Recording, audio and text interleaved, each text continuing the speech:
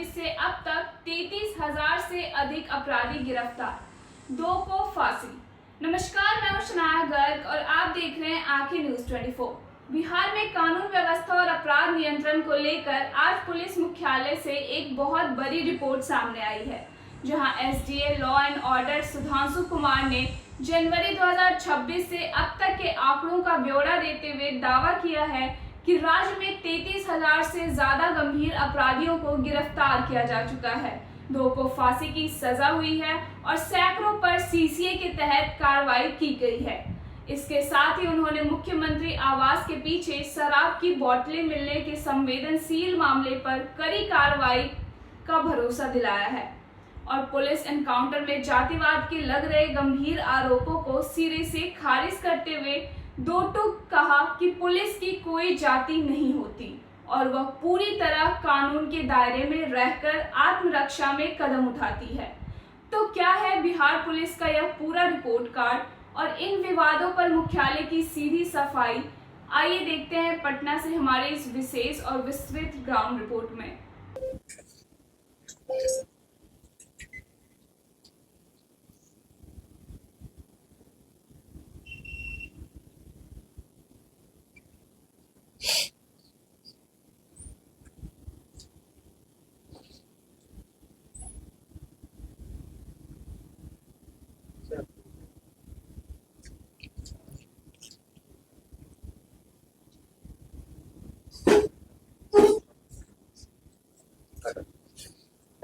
शुरू करें।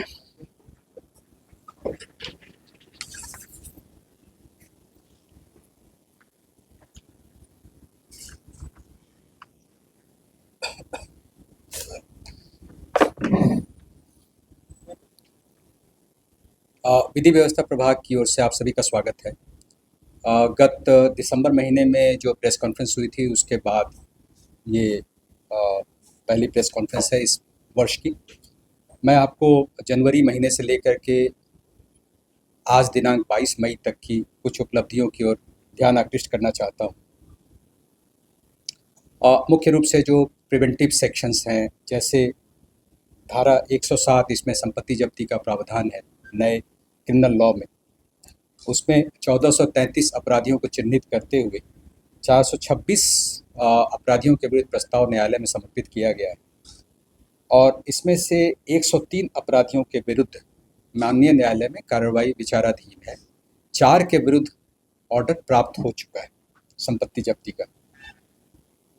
उसी तरीके से पीएनएसएस की धारा 126 एवं 135 के तहत जो निरोधात्मक कार्रवाई है, उसमें जनवरी 26 से लेकर 15 मई 2026 तक कुल 4,13,118 व्यक्तियों के विरुद्ध ये कार्रवाई की गई है